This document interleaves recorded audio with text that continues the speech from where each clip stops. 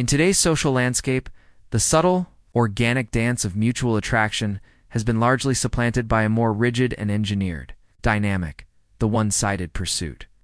This isn't a spontaneous shift in human nature, nor is it a simple reflection of changing gender values. Rather, it is the calculated outcome of a perfect storm, where cultural narratives, technological platforms, and deliberate conditioning have converged to create a playing field that is far from level. The chase has been systematically glorified, transformed from a natural, mutual exploration of compatibility into a structured game of validation and control. To understand this, we must look at the stories sold to young women from a very early age. Popular media, from fairy tales to blockbuster films and pop music, consistently frames female desirability as a passive state of being.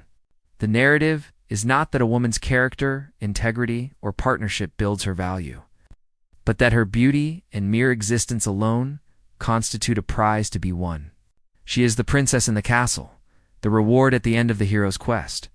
This conditioning teaches her that her role is not to pursue, but to be pursued. Not to invest, but to select from a pool of suitors who have proven their dedication through relentless effort. This creates a foundational expectation that male attention, time, and emotional energy are entitlements, not earned privileges reciprocated in kind. Simultaneously, a parallel narrative has been marketed to men, though with a different emphasis. Men are fed a story that defines masculinity through performance in the context of this chase. The persistent guy who never gives up is romanticized as the ultimate hero. His willingness to endure rejection, to spend lavishly, and to jump through endless hoops is framed not as desperation, but as the ultimate proof of his devotion and worth. This creates a psychological trap where a man's sense of his own value becomes tied to his performance in securing the approval of a woman who is conditioned to withhold it. He is taught that chasing is the proof of his love, and that to step back is to admit failure or a lack of commitment. This engineered dynamic is powerfully amplified by the architecture of modern social media. Platforms like Instagram and TikTok are not merely communication tools. They are validation engines that operate on a currency of attention. For women, these platforms create a hyperinflated marketplace of desire. A single post can generate a flood of likes, comments, and direct messages from dozens, if not hundreds, of men. This creates an illusion of infinite options and constant demand, reinforcing the conditioned belief that she is the prize. The sheer volume of available attention means she never has to sit in silence or experience the humility of not being chosen, because the validation faucet is always on.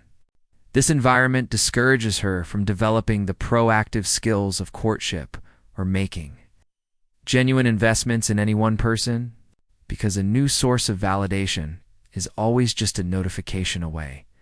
The result is what we see today: dating culture that has been flipped on its head. What should be a partnership between two people testing compatibility has become a performance where one party is the audience and judge, and the other is the perpetual contestant. The chase is no longer about two people moving toward each other. It's about one person running a gauntlet to prove they are worthy of a static figure's attention. This setup is not an accident or a simple trend. It is cultural programming designed to benefit one party at the emotional and psychological expense of the other, creating a foundation not for genuine connection, but for a power imbalance disguised as romance. When a man enters the state of pursuit, he unknowingly steps into a carefully constructed psychological arena where the rules are rigged against him from the start. The chase is not merely an action. It is a mental and emotional paradigm that systematically dismantles his position of power. At its core, it functions by hijacking fundamental human drives, the desire to achieve, to solve puzzles, and to earn reward, and weaponizing them against his own better judgment. The moment he accepts the premise that he must prove himself to win her favor, he has already lost the first and most critical battle, the battle for frame control. His focus is forcibly externalized, shifting from a calm assessment of her suitability as a partner to a frantic internal monologue obsessed with a single question: what do I need to do to win her approval? This shift in focus is the central mechanism of the manipulation. A man who is chasing is, by definition, not evaluating. He is not asking himself if her character aligns with his values, if she demonstrates genuine interest, or if she possesses the loyalty and consistency he requires in a partner. His cognitive resources are entirely consumed by the performance. He becomes a job applicant in a perpetual interview, tailoring his responses, masking his flaws, and performing a version of himself he believes she wants to see. This performance is exhausting, but the psychological hook is the intermittent reinforcement, the occasional hit of positive feedback. Like a gambler at a slot machine, he is not rewarded for every effort. She might respond warmly to one text and ignore 3 others.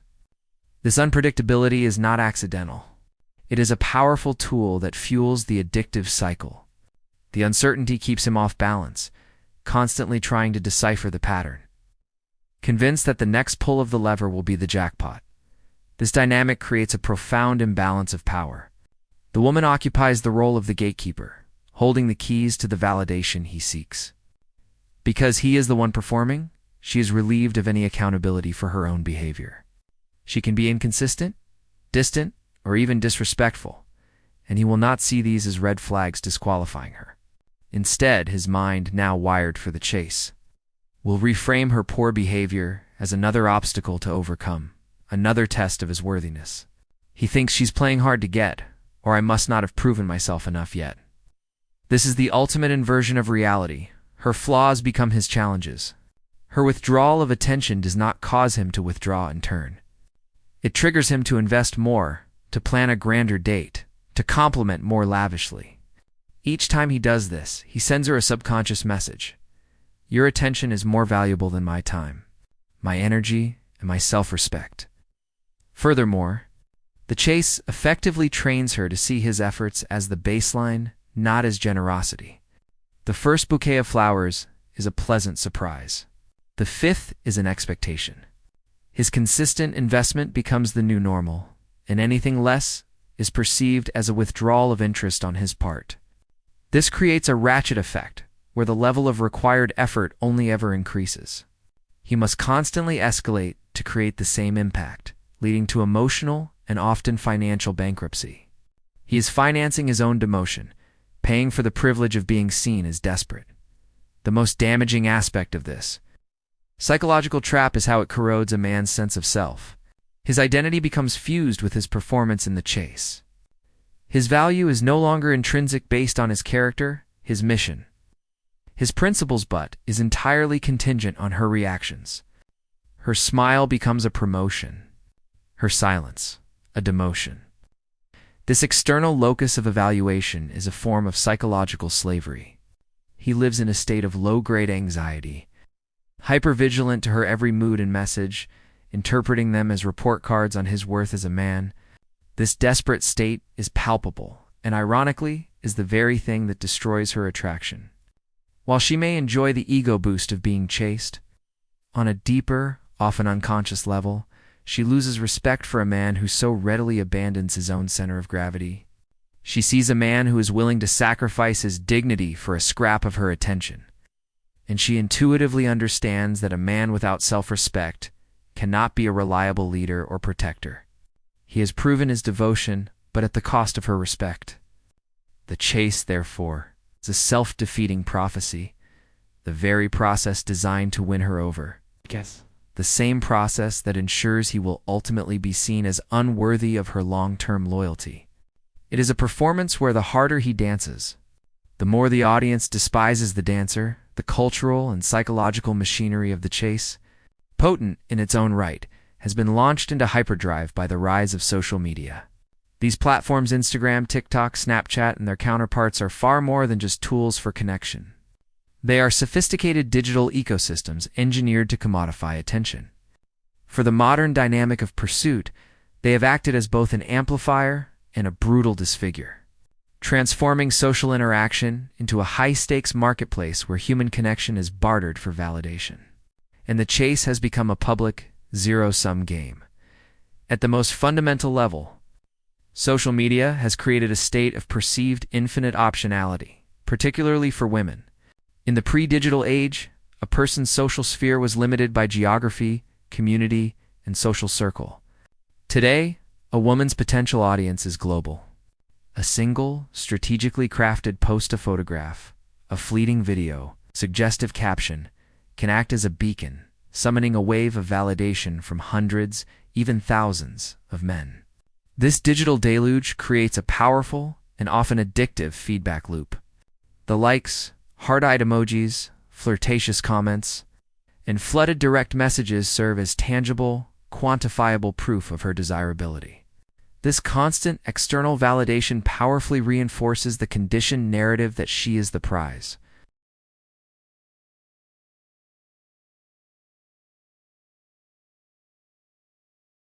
Her ego is fed not by the depth of a single connection, but by the breadth of superficial attention she can command. This environment fundamentally warps her incentive structure. Why would she invest time and emotional energy in building a genuine, vulnerable connection with one man, with all the risk and effort that entails, when she can receive a cheaper, easier dose of validation from a dozen others with a single upload? This digital arena also radically alters the competitive landscape for men. In the past, a suitor might have been competing against a handful of local rivals. Today, he is unwittingly thrust into a gladiatorial arena against a faceless horde. He is no longer just another man. He is a single profile picture in an endless stream of suitors in her direct messages. He is not a person courting a woman. He is a fan vying for the attention of a micro-celebrity. This dynamic is psychologically emasculating from the outset. His attempts to stand out, a witty comment, thoughtful DM, are often lost in the noise, forcing him to escalate his efforts just to be noticed. He feels he must chase harder, be more extravagant, or be more entertaining than the invisible competition. This desperation is palpable and often has the opposite of the intended effect, marking him as just another eager participant in the system. Rather than a man operating from a position of independent strength, the architecture of these platforms also masterfully facilitates breadcrumbing on an industrial scale. A woman can maintain a roster of interested men with minimal effort. A sporadic hey, a reply to a story days later, a heart reaction to an old message. These are the digital equivalent of dangling a carrot. These tiny, intermittent rewards are enough to keep a man hooked, feeding him just enough hope to sustain his pursuit without requiring any real investment from her. She can keep him in a state of perpetual standby, a backup option in her roster, while she explores other connections. This behavior is incentivized by the platform's design, which rewards constant, low-effort engagement over deep, meaningful interaction. The chase becomes a low-risk, high-reward game for her. She can enjoy the benefits of male attention entertainment, ego stroking, free meals without any of the accountability or vulnerability of a real, committed relationship. Perhaps the most insidious effect is the creation of a curated persona that reality can never match.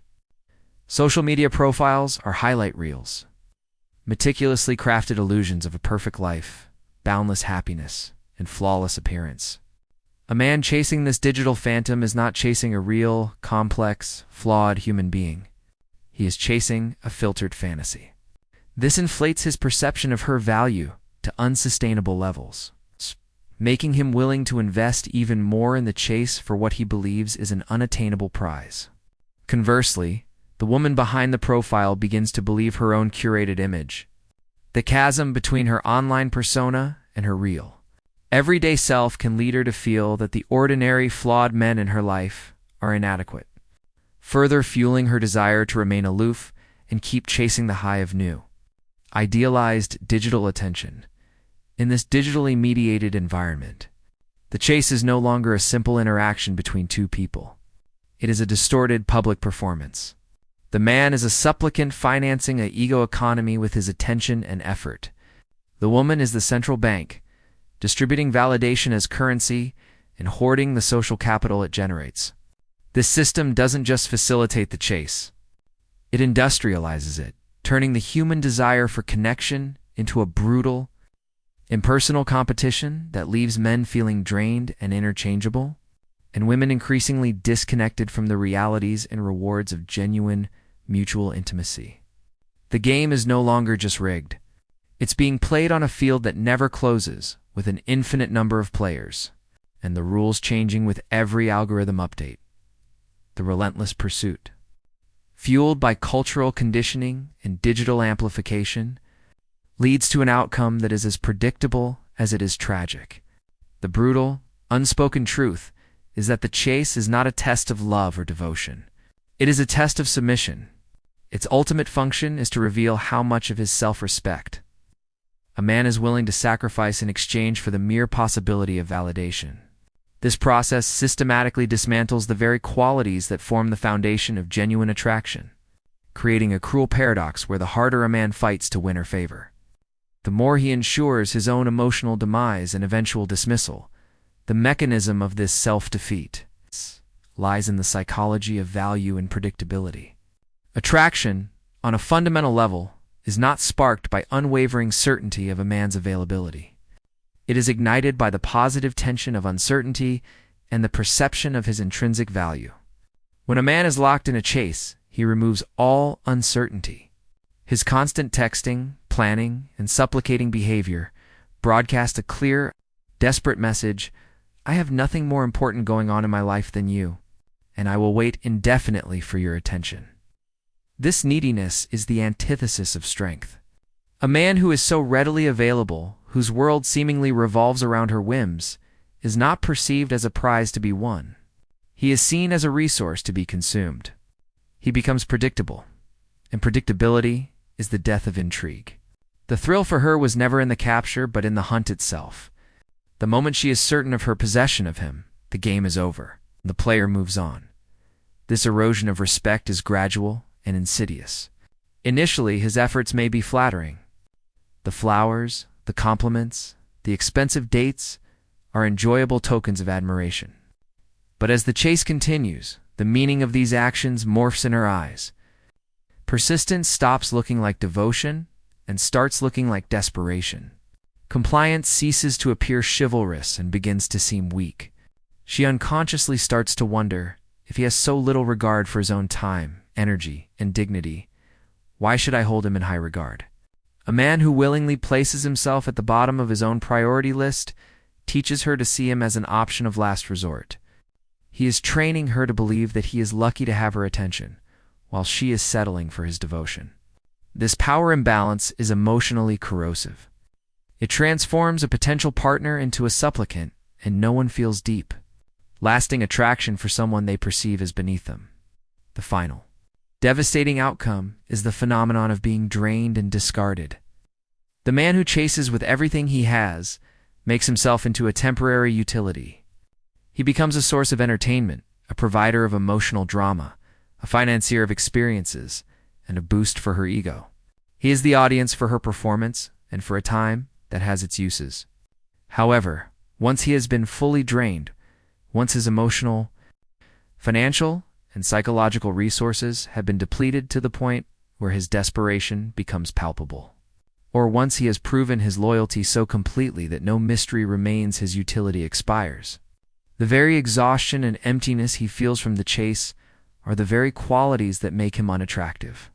He is now a spent force, and she instinctively seeks a new source of energy. This is where the ultimate irony manifests.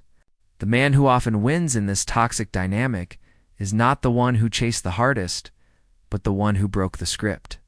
The man who remained focused on his own mission, who set boundaries, who was warm but never desperate, becomes an enigma. He is the one she cannot fully predict or control. His refusal to play the game forces her to confront a startling question: what does he see that I don't? This shift, where she begins to question her own value in his eyes, is the only thing. It's powerful enough to break the cycle of manipulation. The chaser, by giving everything, proves his low value. The non-chaser, by giving selectively, demonstrates high value. The chase, therefore, is a siren song leading men onto the rocks.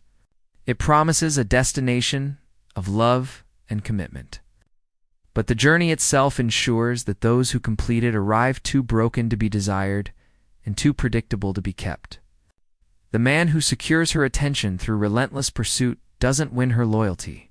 He merely exhausts her interest, paving the way for his own replacement by a man who understood that the real victory was never in the chase. But in being the one worth chasing, the entire engineered dynamic of the chase is a carefully constructed illusion. A house of cards built on a foundation of male desperation and female conditioning. Its power is entirely dependent on one critical variable: your voluntary participation. The moment you consciously choose to withdraw from the game, to stop the pursuit, you do not merely walk away from a woman. You pull the foundational card, and the entire manipulative structure collapses into irrelevance.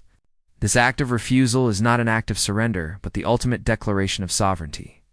It is the realization that the only way to win a rigged game is to refuse to play, and in doing so, you expose the charade for what it is and reclaim the power you had willingly ceded.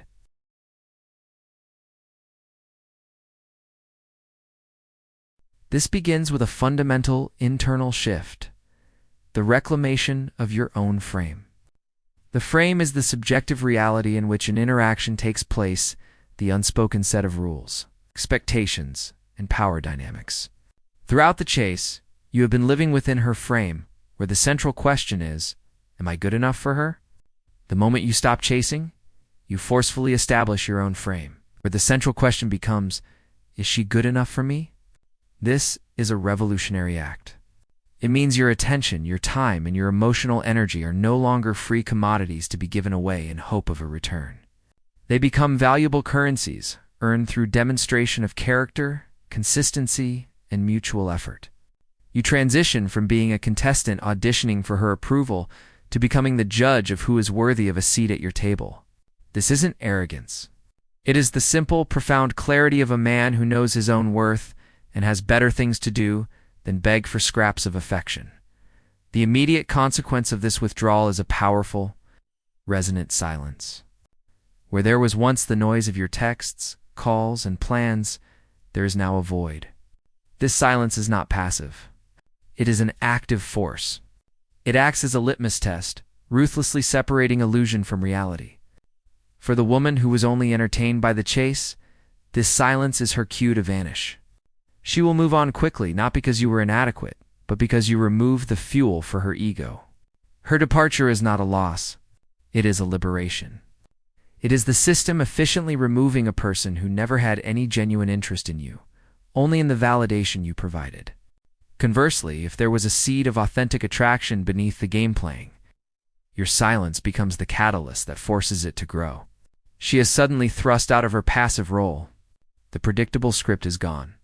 For the first time, she is confronted with your absence, and it creates a vacuum of uncertainty that she will feel compelled to fill.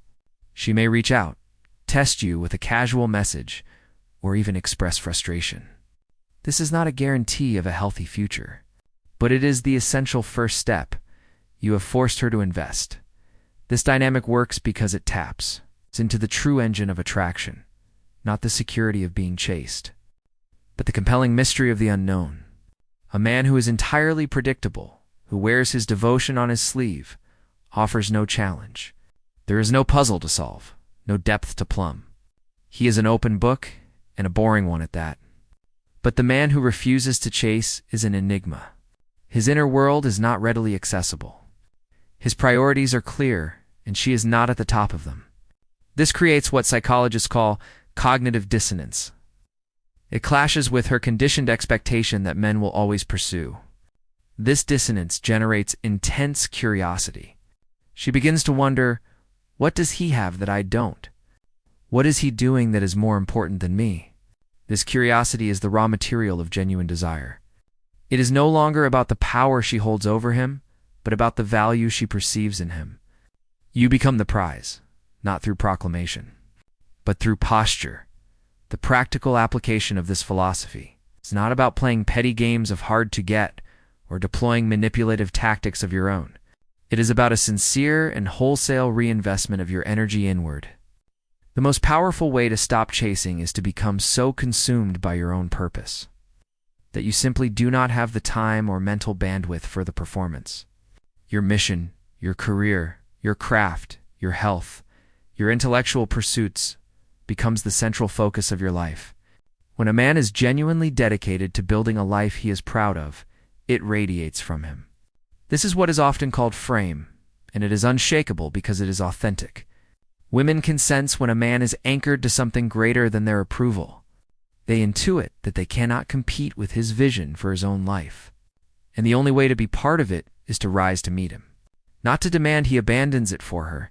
This path leads to the only foundation upon which real respect and loyalty can be built: mutual investment.